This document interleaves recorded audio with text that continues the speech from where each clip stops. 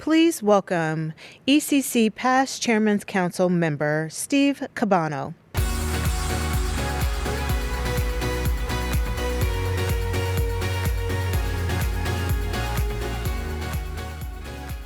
Good afternoon, everyone. One of the toughest things that the ECC board has to do every year is to decide on keynote speakers, and especially the keynote speaker that's going to end the whole conference. If you take a look at a lot of the discussions that we've had over the last day and a half, 2 days, it's been around technology. And I think the keynote that the board chose this year ties very well with that technology theme. For those of you who don't know who's the keynote speaker, it's Steve Wozniak. What I'd like to do is just to read a little bit about Mr. Wozniak's past, and then we're going to have basically a fireside chat up here on some questions that you've already provided to me to ask Mr. Wozniak, and then we'll open it up for questions for you all to kind of wind down the session at the end. But a Silicon Valley icon and philanthropist for more than 30 years, Steve Wozniak helped shape the computer industry. In 1976, Wozniak and Steve Jobs founded Apple Computer Inc. with Wozniak's Apple I personal computer. The following year, he introduced the Apple II personal computer, featuring a central processing unit, keyboard, color graphics, floppy drive, and so on. The Apple II was integral in launching the personal computer industry, so all the devices you use today. In 1981, he went back to UC Berkeley and finished his degree in electrical engineering, computer science. For his achievement at Apple, Wozniak was awarded the National Medal of Technology by the President of the United States in 1985, the highest honor bestowed on American leaders in innovation. In 2000, he was inducted into the Inventors Hall of Fame and was awarded the prestigious Heinz Award for Technology. The economy and employment of single-handedly designing the first personal computer, then redirecting his lifelong passion for mathematics, electronics, towards lighting the fire and excitement for education in grade school students and teachers, and his continuing interest in education. So I'd like to introduce and welcome up to the stage Steve Wozniak.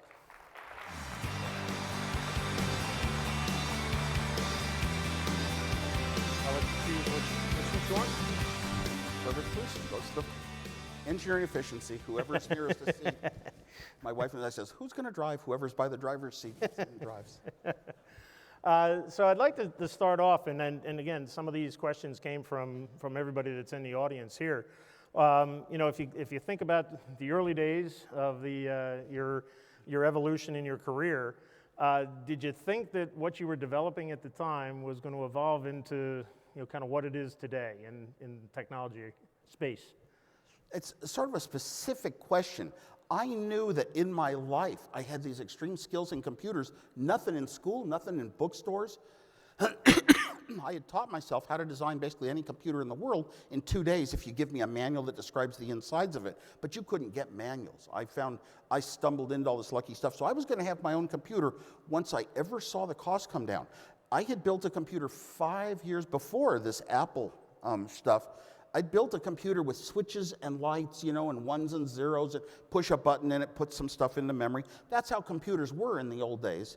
And then we came up to the start of Apple, and for 5 years I actually was hanging around with Steve Jobs. He'd come into town about once a year, see the latest thing I'd invented, and then he'd always turn it into money for us because he had zero money.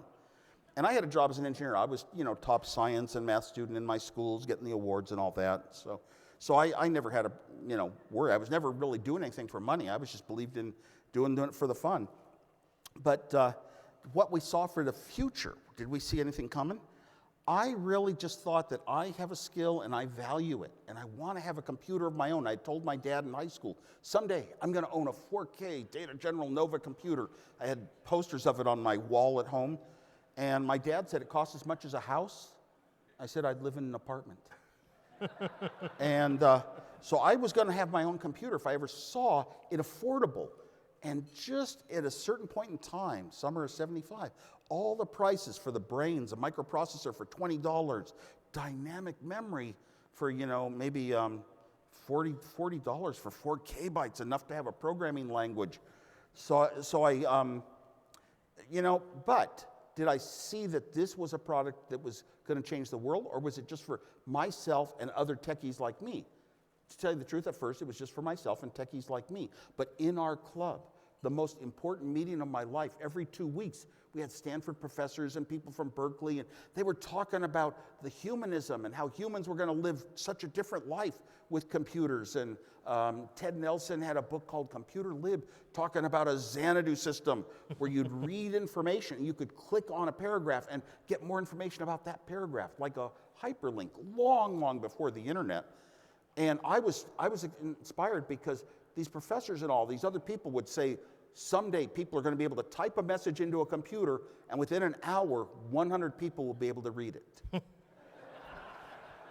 And I was shy. I couldn't talk. The only way I could talk and communicate with people in those days and socialize was I was such a good designer. If I had my clever little projects that I was doing constantly, I would show them to other people, and I could talk about my thing that I had developed. So I pretty much sat real quiet in the back row of the club every, with 250 people every 2 weeks. And we talked about education. I had told my dad in 6th grade I was going to be an electrical engineer like he. I was so good at mathematics and had a ham radio license at 10 years old. And then I got into this digital computer stuff and said, this is going to be my pastime forever, my love in life. I didn't know it was also a job. And so I told my dad, I'm going to be an electrical engineer first, but I'm going to be a 5th grade teacher second. Because education had been so much an important part of my life and finding out that I was good at something, which was at learning, math and science and all that. So we were talking in our club that kids would be given a homework problem on a screen. And then they would be able to answer it and be told immediately if it was right or wrong, reward or punishment.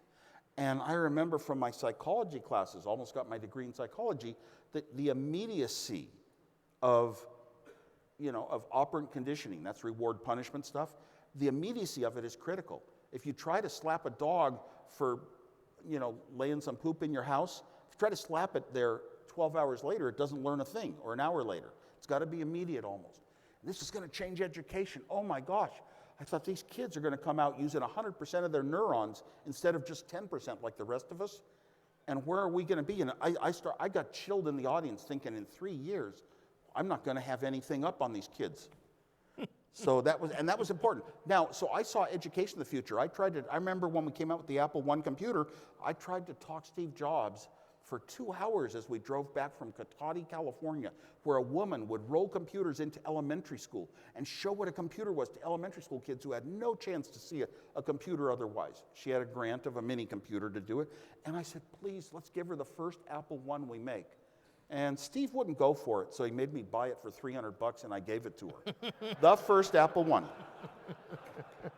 We did, and we did know that the Apple I was a dead product because we showed off the Apple II computer before we ever shipped an Apple I. And the Apple I was not really designed by me as a Wozniak computer. It was a clever device I'd built to connect to the ARPANET, forerunner, inspiration for today's internet. When there were only 6 computers in the United States on the ARPANET, you could log in as a guest and see files and run programs. And I had to have that, so I built a terminal where I could type to a computer out in Boston, and the computer in Boston could type back to my TV in California. And I said, oh my gosh. Once I saw the formula the first night of the Homebrew Computer Club, I added the brains, the microprocessor, and the memory, the storage, the dynamic memory. And all of a sudden, I had my own computer, so I was now typing to my computer, and it was typing back to my TV. And that was the Apple I, but it wasn't designed from the ground up. The Apple II was. I had a lot of gaming experience. I designed the game Breakout for Atari, where you hit the bricks and break through them finally. That was my design. And the Apple II computer, I'll tell you something significant, was not only a really great computer, out of the box, low cost, small, so versatile, expandable, but it was the first time ever that arcade games would be color. arcade games with things moving on screens. All of them were black and white at Atari in Los Gatos, California, where I live now. And it was the first time ever that arcade games were software. A programmer could write a game in one day, where before that it took engineers taking 150 chips, connecting all the pins with wires, trying to get signals to go at the right level. It would take half a year at least to create a new prototype game. Now in one day, a 9-year-old kid could say vertical equals 1, vertical equals 2, vertical equals 3, and move a blue square up the screen. And that was a really incredible product. Did I see where it was going to go for the world? I knew that we were the lead of everybody trying to make such products. Steve Jobs may have had a further vision out, but he really wanted to be successful in life, and that meant having a company. And he saw that this was the start of a company, and we could raise money to start a company, which we did, and that put him in the position he wanted to be. I was in the position I wanted to be too. I wanted to just be left alone, no business. You do the face of Apple, you be the press. I just want to go into my laboratory at night and test out every idea I have. So now, eventually, it turned out that I knew computers very well. And Steve Jobs didn't know the insides of a computer, hardware or software, which led to all of his failures for the first 10 years of Apple. And he wasn't really successful until finally he returned and developed the Ipod. Steve understood people and what was a good product. He just didn't understand computers. So we took Apple Computer, became Apple Inc. And the iPod music for everyone, that's when Apple started soaring and billions of dollars were available in stock for Steve. And then came the iPhone. So he understood how we live our life and what it could amount to. And it was hard to see. It was very hard to see the importance that cellular would develop to data and would get broadband. It was hard to say that the phone lines into your house would ever have broadband or your cable TV. It was hard to see at first. When we started Apple, did we see such a future? I go back, and it was close to $1 million for the amount of memory that could hold one song. Did we even think about, oh my gosh, people are going to be carrying devices around with all their songs and music on it? I mean, you could theoretically extrapolate Moore's law and say that, but it's just too far off. So it happened over time. We were just going to take the steps we can from where we are today. We're going to take the step to tomorrow, and then we're going to take the step to the day after that, and eventually the world will be better. So if you look at, the audience here mainly into the engineering construction of facilities and heavy industrial plants and so on, you take a look at automation, robotics, those aspects of the industry. Where do you see that going? I mean, are we going to replace humans with a lot of this? I mean, I think we're doing some of that already, but how far does that go? Yeah, people talk about, oh my gosh, you're taking jobs away. Well, the machines won that war 200 years ago in Manchester, England, where they determined how to make cloth and clothing very cheap. Okay, well, we just moved into different kinds of jobs. There are social upheavals sometimes when a category of job gets displaced. Now you walk into some fast food places and there's kiosks. You go to the airport and it's kiosks. And so it's obvious that technology has enabled more efficient solutions without humans in a lot of cases. But then go up to car manufacturing, go up to what you do with construction, the sort of equipment that exists. No, humans alone just couldn't really do the job efficiently. Well, wait a minute, are we short of jobs? Do people not have jobs today? We've been doing this computer and robotics improving for so long. No, it's just a fear that's been with us our entire lives. When I was very, very young, they were talking about machines replacing humans and they wouldn't have their jobs anymore. So that's very far off. There's no machine that has the ability to control humans because a machine never sits down and says, what can I do? What would be a good way to do it? How could I teach myself to do it? They're not anywhere near close to it. We have an idea that by a certain year, maybe 2034, machines will take as much data as the human mind and process as much data as the human mind. Singularity, it's called. And we can't predict what's beyond it. Will it start teaching itself? The trouble is we don't know how the mind is organized. And I know because I took all the courses for psychology majors I could at Berkeley. And we don't know how the mind's organized and it works. So right now we have ideas that we call artificial intelligence, AI. And I say I believe in the A. The I is wrong to say. They should just call it more machines doing things that humans couldn't do, just like we've always had. The machine in a factory, is using some smarts too with cameras and lining up and in a car factory. And, we call it AI. We also have machine learning. Okay, we can put in a method where a machine tries and tries and tries everything and figures out what works the best, and we call it machine learning. These are just algorithms. Yes, you can show 80,000 pictures of a dog to Google, and now it can recognize a dog picture better than any human. But the Google machine can't tell if the dog is on a poster or standing in front of the poster. A 1-year-old infant can tell that. You tell an infant, that's a dog, and they instantly know. It's got these things like my arms and legs. They're kind of soft and kind of hard and kind of flexible, and they're driven by what the dog wants to do, some motivation, and eyes and ears. They know all the pieces put together, and Google just knows certain pixels mean it's a dog.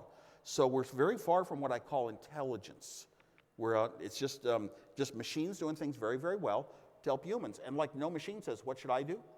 No, machines only do kind of. Humans say, you try this, and here's a method, and you do it as much as you can, you'll be able to do some job better than me. Well, like I said, 200 years ago, machines could start doing jobs better than humans, and it hasn't really displaced us or made us, fear for our wherewithal. No, it only helps us do more with our time. Our minds and our motivation, what we want to get done, the machines, all the technology we create really helps us do that and go further, and it will. And I was on the opposite side of this coin. I was starting to get very fearful that you could talk to a phone and it would talk back. And it's like another person. It's like it really is intelligent. And wait a minute, 80% of the financial trades are done computer to computer in milliseconds, because if you put a slow human, a broker in the middle, you lose money. Well, what if a company had no humans, just computers making all the decisions to other computers, I got very, very scared. It was a very negative thought. For a couple of years, I'd be on stage talking that way. Well, that means if that company does better economically than one with humans, even the humans with brains. See, technology is going up and taking over more and more of our brain activity, was my belief. And it was a very negative thought, and I had to go back and rethink it with a lot of help of my kids. I always said, like son, like father. Very many times he got into things that were so good, I followed in his footsteps, I go into that later. So anyway, I rethought it, and I got down to, what would it take for mankind to really fear these machines? Only if they controlled us.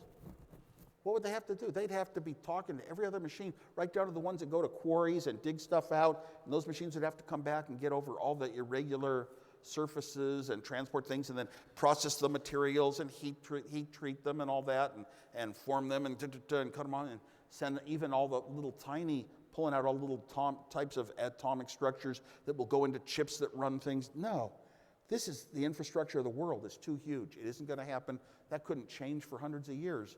So I really reversed my direction, and I went against the people who had kind of joined in with me, Elon Musk and Stephen Hawking and Bill Gates and all. I know where their fear is coming from, but it's just unreal. The technology is just, how do you feel when you use your phone for anything? Get done, you type an app and got it done. Oh, it's so much better than what we had in the past. Yeah, because from a manufacturing standpoint, you can program that robot or so on to do make the shirt or so on. In a lot of the activities that the people in the audience here are involved in, it's different.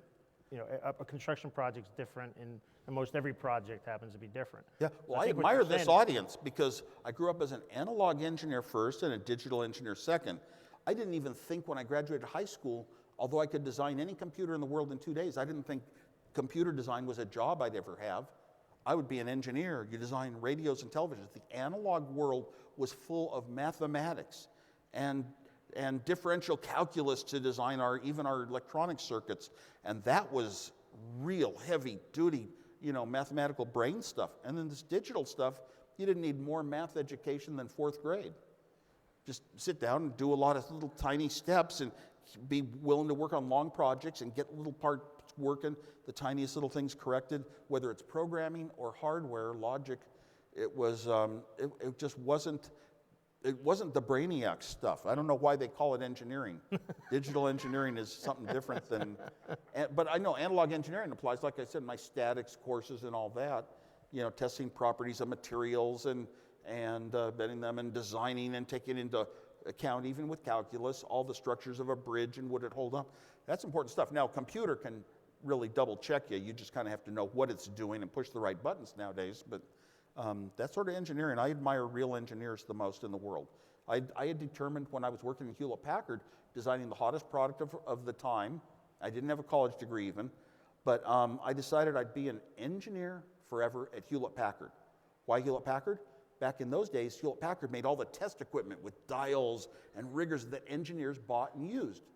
So we engineers could think up new ideas for products, and we knew what was good and what wasn't because we would be the users.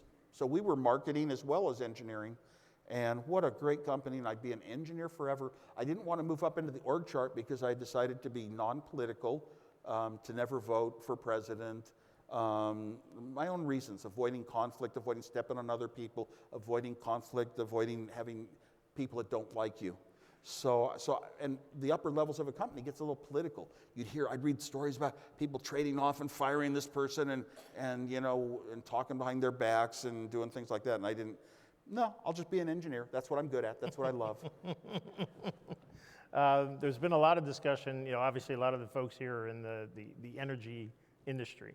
And if you look at the kind of the transformation of, low carbon and things like that and trying to be environmentally friendly and such, that it's going to move more towards, obviously the electric vehicles and, you mentioned Elon Musk and the battery technology and so on. I didn't mention it here, but I will, but I'll be happy. Where do you see that going? I mean, as far as, let's just take batteries as an example. How do we deal with that issue that you've got, space and weight issues what's the next? Let's go back a few years, maybe 4 years. And there were a bunch of articles coming out about this new automobile, the Tesla, and such characteristics it had, including very fast acceleration and everything, and it was electric. And I knew my wife would never let me buy an expensive car. So I just kept sending her URLs about Tesla, and then one day on the kitchen table I laid out an article about Tesla safety next to an article on some diamonds. And she said, let's go test drive a Tesla. And I have a very calm personality. I'm in a car, and if my wife suddenly brakes or jerks and across the lane, I look up to see what it is, but I don't jump. I'm not really reactive. When she accelerated onto the freeway in that Tesla, whoa. We ordered a Tesla. We waited 6 months to get to the top of the list, and the week we were at the top of the list, I got cold feet.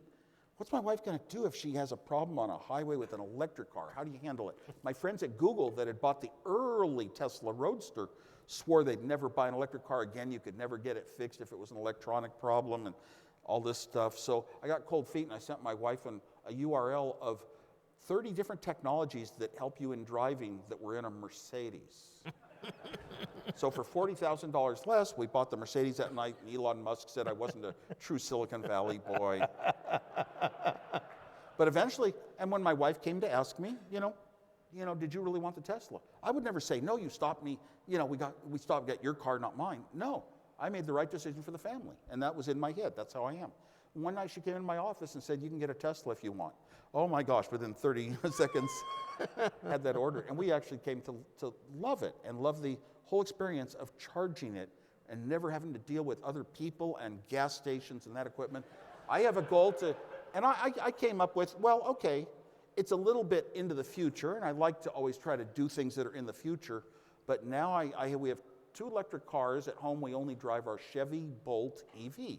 It's a much lower cost car, and it's actually more comfortable for us in a whole bunch of different ways, including an air conditioner that works and sound system that's better and more comfortable places to put things, and it's easy to park. But the Tesla for long road trips. Well, Tesla wasn't just an electric car. I talked to the Chevy Bolt EV engineers, and they said, I said, are you going to use the Tesla superchargers? Because they're everywhere. And they said, no, we just build the electric car. We let other people do the charging. And I said, that goes back to Elon Musk, who I don't trust a bit. He or Tesla, anything they say is going to happen. But he had the vision to see that you need to not make sacrifices. If you're moving from gasoline to electric vehicle, you don't want to sacrifice things in your life like long road trips. And, well, first of all, why would you ever build an electric car large? All the engineering calculations before the Tesla Model S, where you build a smaller car so it's lighter and it needs smaller batteries that cost a lot of money, and all that. And why would you build a large car? Elon Musk had 5 kids. He had a large family. Secondly, the charging stations, the first 6 supercharger stations for Tesla were between Elon Musk's home in Bel Air and the factory up in Fremont, California. And even before we had a Tesla, I would go by those stations just to see the car. I loved it so much. And I became the Foursquare check-in mayor on my phone of 5 of the first 6 supercharger stations. But it's that vision of the completeness. Well, what is complete? It's the car and the chargers, and the most important element of the car. Steve Jobs thought like this a lot, and both he and I were inspired by things we'd heard that Hewlett-Packard would talk about, how they would make their own screws or make their own chips that gave them a little advantage over their competitors. And the battery is the most important element in the car. So I think Tesla is just the foresight to see a huge future in that. And I think a lot of energy companies should be investing in the future to cover the bases, to hedge your bets. Right. Transitioning a little bit into education, right? Obviously, in our industry, we're suffering from the camel hump that we've been talking about for years. That we've got a lot of people either in retirement or at retirement age, and we're not feeding the pipeline as fast or as quickly as we need to handle the projects that these folks all get involved in. How do we make our industry, engineering, technology, and so on, interesting again for the next generation of people? So you look at grade school and high school and so on. How do we get them into the industry? Okay. Well, as far as employees, when we have a lot of money because the economy's going well, that means all the streets are super crowded in Silicon Valley. I mean, when we had the dot-com crash, the bubble burst, man, that you could drive anywhere you wanted to. It was real easy to drive. So I judged the economy by the driving abilities. And the only year ever that San Jose, 10th largest city in the country, lost population, 2003. But anyway, what was the question? How do we get the next generation interested in science, technology? Okay, well, I was leading up. I've been recently with a technology company called Primary Data working on transmutable storage that could be on other computers, it could be on the cloud and this and that. And really, they kind of dropped their business down to a very small level, just 20 employees. And with 20 employees, they're getting a lot more done than they were getting done with 200 or 300 employees. And sometimes it takes that reasoning, and you don't do it if you have all the money to hire more people. And you say, here's some skill sets. We're going to add these skill set. And you often don't think about the psychology. How do groups work together and letting people think out and solve their own ideas? And if they're smart enough, that's sometimes a better approach. I hope that answered the question. Is it getting the universities involved in talking, then you don't, if you need, shortage of people coming out with the skills, a lot of, there have been ups and downs in whether, especially engineering courses, people who are able to make things, build things, whether they're a lot coming out of the universities or not, and what is their level, and I think that's been true my whole life. I'm not sure we've ever had a real huge surplus. Now, for computer science programmers, just tons and tons of people were going into computer science, but only about a tenth that come out really are the good ones that the good companies want. So it's hard to give you a real answer. I don't really know this industry and what the needs are. Mm-hmm. Manage the projects. Don't try to be huger than is reasonable and feasible. Also, don't hire according to skill sets. Hire according to personalities. People in groups that work together well will get a lot more done than a group where they're kind of fighting each other. They just don't get along. They have different ideas. They have different ways to do things. So we've got a lot of technology providers in the audience here as well. So they develop solutions for our industry. So whether it's an engineering solution, a construction solution, whatever it happens to be. What's your advice for them on kind of taking those things beyond, what, as you said, it might be fun to do versus valuable to the industry? How do they move that into the kind of the mainstay? Yeah, in the end, okay, you can say, here's some new fundamental technology we can build on and build it up into other things. It's a change. It lets us do something else a little less expensive. Efficiency. Engineering's about efficiency. Efficiency is designed as output divided by input. It means you want to get more out for less in. You want to be economically efficient. Just allows us to do more and have more and use more energy in our lives, if you want to look at a negative side of it. But that should really be the principle is you've got to build a project. A lot of times in engineering, computer, digital stuff, we can think here is something that is possible to build and to make. Oh my gosh, it'll help people do a certain thing. And tons of companies start up, but it turns out that it's not really worth it enough. The cost benefits aren't really worth it to consumers who have other options. So you've really got to, in the end, it only makes sense if your solution is really strongly economical. It means it's going to work out in the long run to give you, more profit. That's really the way you should think. And if you're not making a profit, then you're building the wrong product. So the last question I have is, we're celebrating, ECC celebrating its 50th year. What do you see the next 50 years look like? Oh gosh. You know what? When I was out there creating all the stuff at the head of the world, state of the art in Apple, if you asked me what's coming out in the next year, I would generally be right. If you asked 2 years out, I would be wrong. New things would pop up that I could never have counted on. There's hundreds of thousands of minds working on new products and new ideas and people's trends and fads and things like that, fashion almost. You'd never be able to predict 2 years out. So I don't like to be a futurist because I grew up an engineer, feet on the ground, what you can actually calculate and know and be very sure of you like to talk about. Science fiction's for the science fiction writers, and it gives us great ideas to work on products when they are economically possible. 50 years out. I will comment on it. I don't really think that far out. I look a little closer, but we've got so many different categories of things going on. Internet of Things, all these little devices in our life, they're getting smarter and smarter, but Internet of Things means they are connected to the internet. And that means I can pull out my phone and honk the horn on a car at home or change the lights at home. I love to do that on my wife sometimes. And one time I honked the horn, it was like 6 in the morning on a Sunday, and she went out thinking it was the FedEx guy. So Internet of Things, though, it makes our life simpler, but you know what? I only really like it myself when I get to live very much in the human world. Long time ago, I had a device where with your own handwriting, it was an Apple tablet called the Newton Message Pad. You could handwrite a word on the notepad, and it would know what the word was, okay? And the first day I had my Newton Message Pad, I was playing with that, I got a phone call, so I wrote a reminder to myself, to Steve Wozniak. The reminder was, Sarah, dentist, Tuesday, 2 p.m. My machine will keep it for me. And then I saw this button called Assist. I said some kind of menu, so I clicked it. It opened up the calendar.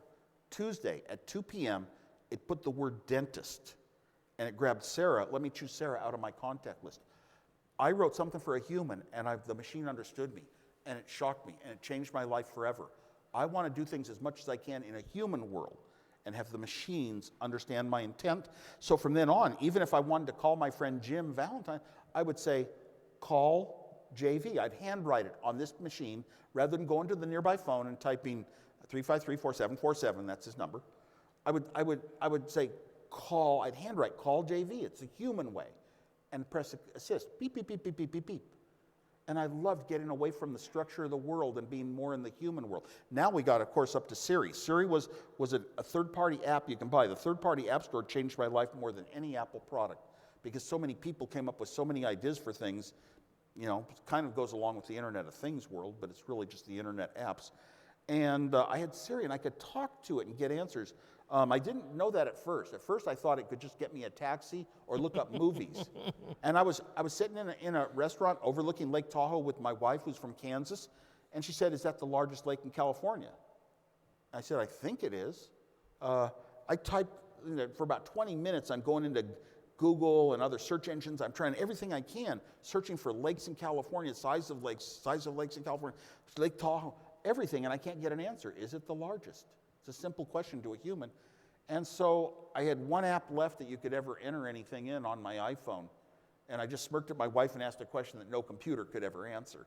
I said, what are the 5 largest lakes in California? And I was smiling at my wife, and it came back 1, 2, 3, 4, 5. Lake Tahoe was number 3 then. What? That changed my life forever too. I want to just talk, speak a thought, rather than going through the structure of remembering how to look things up on search engines and whatever and type stuff in and run apps and all. I just want to talk to it. And it lets me be so much more efficient. Then I said, does it do mathematics? I said, what are the prime numbers greater than 87? Came back 89 on up. Oh my God. So I'd be talking about that on stage. Of course, a year later, Apple bought Siri, and it became part of the iPhone. And that week, I'd be on stage saying, what are the 5 largest lakes in California? And come up with all this lakefront real estate stuff like spam. I'd say, what are the prime, and I'd be embarrassed. I'd go, what are the prime numbers greater than 87? Joe's prime rib joint.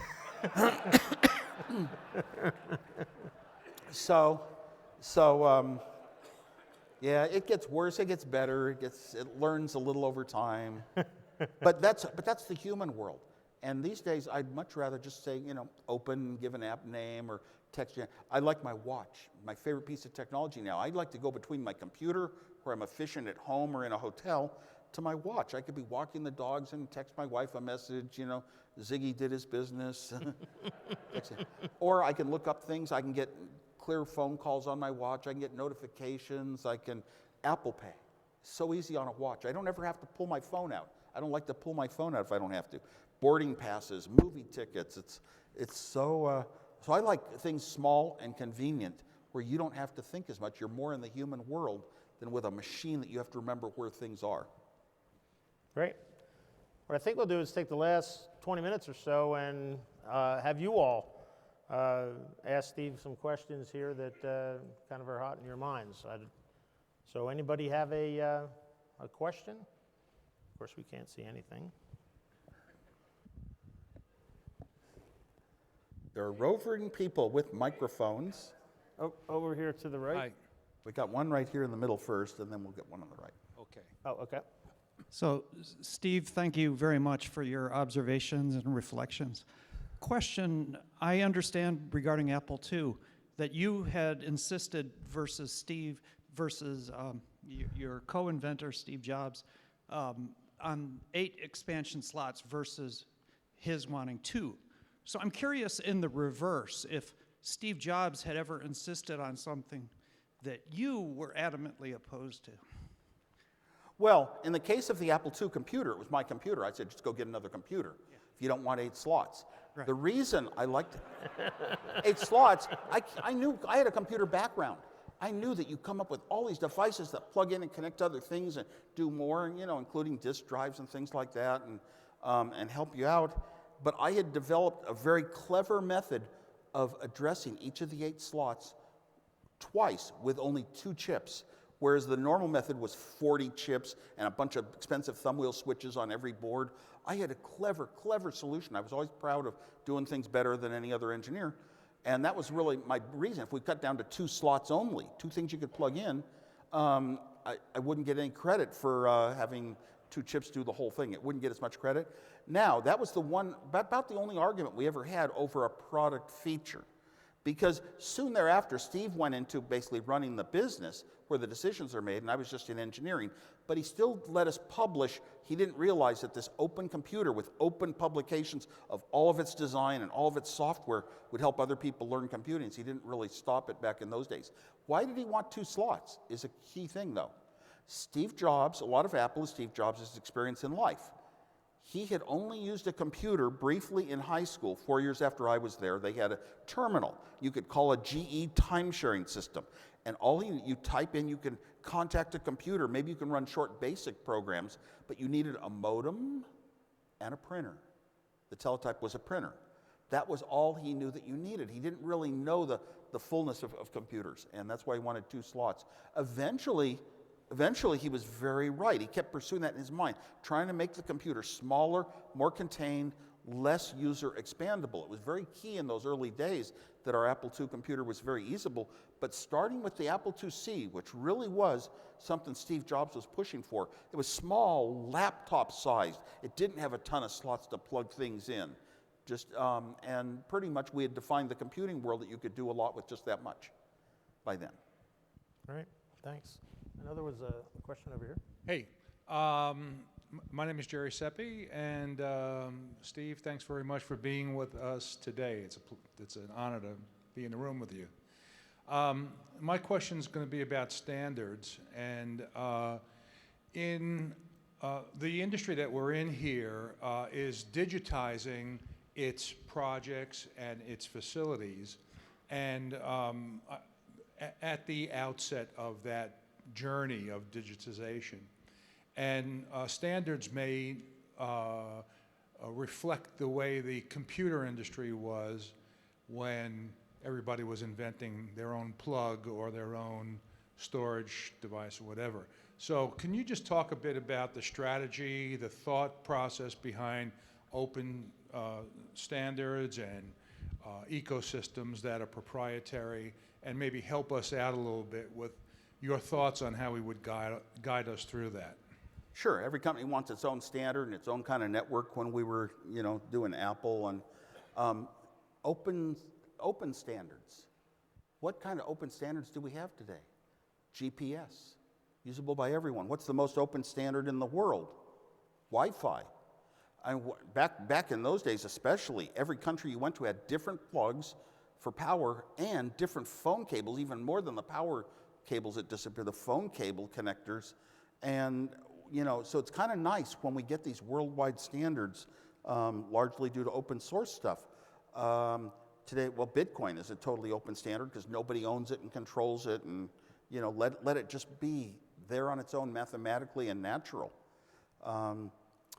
So I don't know how you come across open standards. I know a few of the stories in the past of how they came about to be, but I guess in your industry, you would love to have some open standards because you can make your decisions easier.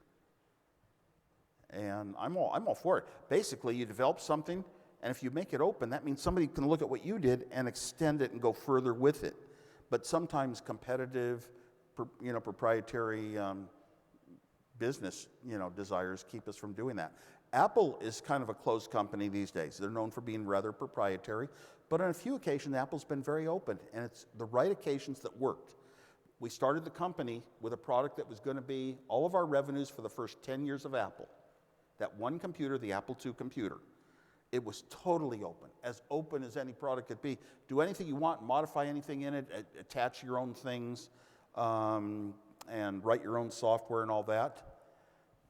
At a later point in time, we had, let's go to the iPhone. I already mentioned the third-party app store. We opened up the apps to hundreds of thousands of smart people who could create apps that would help you make hotel reservations, get car rides, do everything in the world for every little company and communication with people.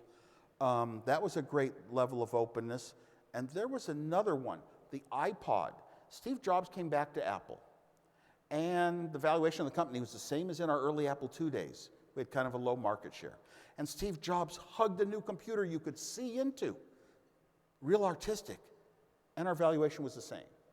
And Steve Jobs introduced a real operating system, never explaining that the Macintosh never had an operating system because when it came out, it wasn't a computer. It was a program to look like a computer. He didn't take the credit for that. He introduced a new operating system, and our valuation was the same. Then came the iPod. Our sales, we wrote iTunes music program for Windows computers as well as Macintosh. So anybody, Windows or Macintosh, could buy an iPod and plug it in, and our sales doubled and our profits doubled, and hugely successful. That was the start of Apple's big rise, because by then Steve Jobs had control over a well-founded company with a lot of good legs to stand on. And that was open. So we opened it up to the Windows world. We shared something good we had. I wish we did that more. I wish we took aspects of the company in education and even in computers. We've sort of dropped computers because we make all our money on iPhones. But if we had spun them out as divisions, get away from the campus philosophy. I'm against the campus philosophy. Like big companies, everybody high up in the company want to have everybody kind of in one local place so everybody's close to each other. But when I worked at Hewlett-Packard before Apple, I would fly out to divisions in Colorado, beautiful environment. The people loved living out there, and they thought more independently than being under the company wings. They had divisions in Northern California and Oregon and all these faraway places. And so I was the only executive at Apple that was always against trying to have a campus, everything in one spot, but spin out these divisions and let them think independently and succeed or fail on their own very much. Okay? Can't see. Some people running over there. I see somebody running out there. There we go. You mentioned Bitcoin. What's your thoughts on cryptocurrencies? Well, when Bitcoin came about, I admired the fact that it was speaking of itself as a currency based on mathematics. There was a finite number of Bitcoin that could ever be created and mined. We're maybe at 80% of that now. And that meant that governments can't just come in and make more of it. You know, you can't increase and make it more of a phony currency in that way. It's more like gold, like something precious and scarce. I liked that, the mathematics of it, and I had trouble. In those days, how do you get Bitcoin? I wanted to experiment with it. And eventually I got some Bitcoin, and I got more and more, and I got devices that did it, and I would experiment buying things online, getting the apps that would tell me when I went to a foreign city, where are the restaurants, or like San Antonio maybe. And some people call Texas another country. and I could find out which restaurants take Bitcoin, which hotels take Bitcoin, where the ATMs are, and I wanted to experiment and play with it. I don't invest. I don't invest in any stocks. I've never once used Apple's stock app. It's just I want my life to be clean and relaxed. I just don't want to be tracking things all day long. So I never did it as an investment. And then one day I read an article and it said Bitcoin was like $2,000. What? Bitcoin is $4,000. I think that's what it is today. It went up to $20,000. And I said, oh no, I do not want to be watching price of things. It's not part of my life. I have a low stress level. So I sold all my Bitcoin but one. That's enough to experiment with. Just an experimenter. And I still have a goal to travel one day to another country somewhere and take no cash and no credit cards. But if you have an ATM, you can kind of, it's kind of an escapism thing. So I admire Bitcoin. Bitcoin is so pure because there's no maker. Who created Bitcoin? We don't know. Maybe they deliberately backed out to keep it pure. Nobody understands that aspect of it, but Bitcoin is all over the place. All the records of every transaction ever done, sold, Bitcoin transferred here and there, it's all in the blockchain, which is all over the internet. And there's no way to have, and they all agree with each other that they are all equal. So there can never be, somebody modifies one little database and all of a sudden money has changed hands. It's got a pureness that really applies to currency. All the other Bitcoin copies were just copies of people that wanted, thought, I'll get my own out there and I'll get rich by starting it and owning a bunch of it. And then there were, and it's all based upon a technology called blockchain. Everywhere I go in the world, I'm finding people that are now trying to use blockchain, keeping these huge blocks of all transactions, apply it to real estate, applying it to home purchases, applying it to food stores, applying it to materials that are in jewelry, applying it to voting. And there's some purenesses about blockchain. It's a whole new world and a new way of doing things. Guess what? In the year 2000, the internet was a whole new world and a new way of doing things. And all these companies started up to do everything in our lives on the internet. And they all folded. Almost all of them folded. Well, now, here it is 18 years later, and everything in our lives is on the internet. They were right. It's just that culture doesn't change that fast. So I think there's a big bubble that's going to burst for all these blockchain apps, and they're going to take a longer time to come into play. Bitcoin is digital gold. It's called digital gold. It is the one that is just continues to make it, and it has value, and I don't use it much myself. I don't have the time, but I'm glad it's out here as an alternative to the future. I know people like Jack Dorsey, who one of the Twitter founders, says that in 10 years, all currency will be cyber currency. I do believe in some cyber currency blockchain projects where they're tokens. They're little digital tokens. You own something like a Bitcoin, you own a XYZ token. The XYZ token is like a share of stock in a company that goes to work and makes investments, and they have established people that have made a lot of money in certain kinds of investments, real estate or whatever. And then your tokens are just really another way of saying a share of stock. Those are okay. But other than that, I wouldn't advise people to really get into new ones very much. Hi, Steve. Eric Moore from Shell. Appreciate everything about what you've given access to us to learn about you today. I did have a little bit of a generational question. So I believe I'm considered a Zennial, kind of bridging between Generation X and the millennials. Grew up with an analog childhood and kind of saw a lot of the world that you know for the first time. So now as a parent of young kids, 10, 8, and 6, I'm curious if you'd give advice to those with young kids about how we use technology in our children's upbringing and what you would give advice as parents. I sure do. Education was important to me. And eventually I was giving a lot of computers to schools in the earliest days that schools got computers. But if you have a lot of money, giving it is not a big sacrifice. And I said, what is a real sacrifice? Your own time. And I went and I taught in the primary schools in my town, Los Gatos, California, the public schools. I went and taught. I wound up teaching for 8 years in my life. 200 hours per year was my course. I had no books. I wrote every lesson myself. And I kept no press allowed. So it was kind of, I didn't want press near children. And so education was so important. But one thing I learned was that California was 50th in the nation in schooling. 50th in class size, far from Mississippi, 49th. We're 47th in dollars per student, 43rd in computers per student, way down the list because of a legislation, a Proposition 13. And you could have a vote in a town like Cupertino, the home of Apple Computer, always known for good schools. You could have a vote and raise the property taxes. So I paid myself to send postcards to every single resident of Cupertino, and we got 64% of the vote, and it failed because the proposition said you needed a 2/3 supermajority. Next year, same thing, and we failed 64%. Next year, my town, Los Gatos, and Cupertino both passed it. So for 27 years or more, those two cities have had a little more money for schools than others, and they have nice, fine, decorated buildings and new stadiums, and that makes you feel if you go to a place that's clean and new and modern, it carries over to your own personal values. And I sort of forget the question now.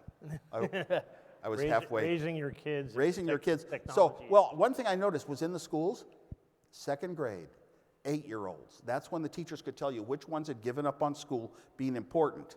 That bothers me hugely, hugely. You don't want anyone to drop out. You want everybody to come up very, very well educated and believing in it. Why'd they drop out? Well, because Steve and Jim and John all have the answers first. They're the smart ones. I'm not one of the smart ones. So grades are one of the big, in early years, are a big problem. And hopefully we put more money into those early years, getting the right track, because once you're off the track, you kind of don't get back on it education-wise. Now, where's education going? Education's not that important anymore. A lot of people are saying we're in an education crisis, more than a constitutional crisis. Education crisis, which is we used to just teach all these facts of the world and judge you as being intelligent because you could learn them, but now they're all on a search engine. The whole internet's at our hands. And so what does that mean? How do we get down to where intelligence is not having the same right answer as everybody else, it's having your own answer? That's more creativity. I mean, two people drawing pictures, every picture is different. Well, writing programs are different too. But that's more creative than just answering a math question on a math test. It's multiple choice. So it's hard to say how important education is. Learning your way through the world, it's sort of a holding spot. Schools are kind of a holding spot as you develop and grow. You work on a lot of projects for a long time in your life, and now you're ready for real life where you're going to have a lot of real projects to work on, maybe for an employer. And as far as your kids go, I mean, they're definitely an age. If they are interested in something, always help them go in their direction. Don't force your values on them. Don't say, you should be studying this, you should be getting these kind of grades in that, you should be going to this school or this college instead of another one. I backed off because my parents backed off from me, and it was very valuable in my own life. And I wouldn't force my values on my kids. I would just give my comments to them. And sometimes the best way to talk to a kid is not, here's what you should do. It's to talk to one of their friends and say, here's what you should do, and because it's why, while your kid is listening. Little tricks are fair. And as far as technology, the thing is, there are a lot of exciting technology projects out there. The builders. We've got all these maker movements and builder groups and online kits and kits of small parts like the Raspberry Pi and projects based around them. And I got back into that recently myself because I believe in what it's about. It's about getting young people into technology. I bought the book by the guy who invented the Raspberry Pi. In the first 5 pages, his motivation was the same as me with the Apple II, to introduce young people to what computing's all about. And so I got back into it myself, and I worked on a whole bunch of great projects in my home, just having fun, because now I'm going back to what I love to do in life, create little things for myself, whether they're valuable or not. And actually, some of the ones I've created are valuable. But and I like to do that rather than say, oh, it's got to be the start of a company or something or whatever. It's fun. I've been following for 30 years Apple. And what are the products out from Apple? And how do they work? And how do you do this and that? And tell people and learn to use them? Wait a minute. I'm just using other people's stuff. And I'm just looking on my phone at stuff other computers out there, calculator. I used to be a developer, so now I'm having the fun of my life. It's my new pastime when I get time for it. So get your kids into those kind of projects. You go to almost any school, and they'll have a class here and there. They just don't have a whole curriculum based around, technology and creating things. Creating things doesn't happen overnight. School sends you home with a lot of homework. You'll do something overnight, or you'll have a week to do. The real projects in computing type subjects, digital subjects, and engineering almost always take a long, long stretch to do something important and significant. And we don't organize our schools that way. A lot of people could say the same things about schools as me. A million people as smart as I am about these things with today's environment. I always like to do what I did with designs, go in a different direction of everyone else so I can't be challenged. I don't have to compete with others. So with schooling, I often think, what if? When I used to think singularity was real, and these computers were going to have emotions, and they were going to have feelings, and they were going to communicate with us, and they'd be like a human, not like a computer screen with educational material. They would be like a teacher that I love, that knows my life and my friends and gives me advice in life and knows my family and knows which subject I like and what kind of jokes will go over with me and lets me go. That's like one teacher, one student, one great teacher. And if I'm interested in chemistry in 2nd grade, it'll take me up through college chemistry over a couple of years. Let me go as fast as I want in the things I love and skip some of the things I don't love. So following your heart is the most important thing. Every child might have its own direction of what they really love, and you should help them go in that direction. That's my philosophy, because my parents sure helped me. I mean, when I got interested in computers, my dad would sit down on a blackboard and show me how the electrons flow through a transistor to make a decision for logic for computers. So anyway, it's the best advice I can give. I care so much more about younger people. I think they're the future of the world so much that even in my own family with 3 kids, the youngest kid always had the most say about decisions about what we were going to do. I always tried to push it down so they don't feel like, oh, I'm just small, so I'm little and I'm not important. Probably got time for maybe one more. Here. All the way on the right. Hi, thank you very much. Wonderful presentation. You are definitely committed to education, to engineering, and by extension, STEM. However, you are also very aware of the other side, which is the complement to engineering. So there's a STEM and then there's a STEAM movement. ECC has been for many years trying to bridge the gap between academia and industry. And on one side, you'd really need very hardcore technical skills to be able to do the wonderful projects this industry does. But at the same time, more and more, you're starting to see the soft skills, the non-technical skills. What is your opinion on that balance, and what suggestion would you have to educators like me? Okay. The arts are kind of forgotten. We talk a lot about creativity being in STEM subjects, and as I pointed out, in a math test, the right answer is the same answer for everybody. That's not creativity. Creativity is creating your own answer out of something. I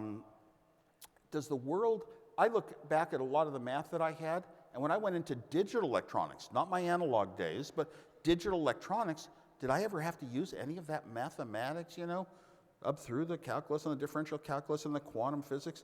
No.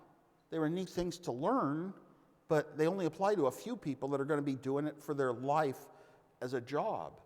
Does everyone need to learn mathematics very much at all? And my answer, to be honest, is no. A certain number of people need to be digital people, need to be computer specialists. Maybe 5% of us, maybe 10%. Not everybody. And so forcing, you know, this is a curriculum that everybody takes just goes against my feelings of people enjoying school. The more fun you have, the better. I found in my teaching years, it was less important what I taught, the content. More important was the motivation. Students that loved what they were learning and wanted to learn more. Today with the internet, you're gonna learn anything if you get inspired to want to find it, even if your teacher didn't give you the good content. So, you know, thinking of human beings as having emotions and feelings is very important. The arts is extremely important to me.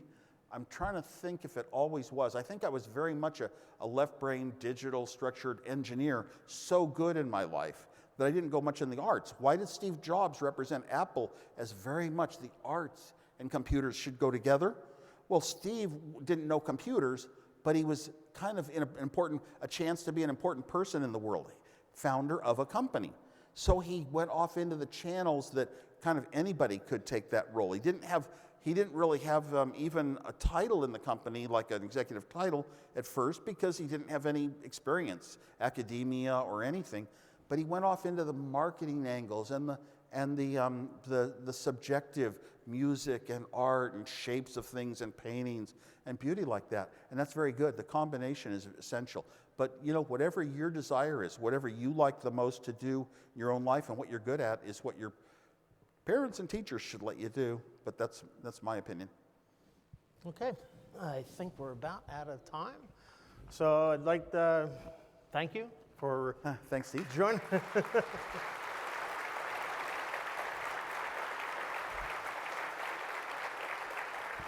We do have a gift. Yeah, I want to thank you again for joining us. It was quite an honor. This is Oh, a thank small you token very of our much. appreciation. Oh, wow, you. it's good to be here. It's heavy. This is heavy.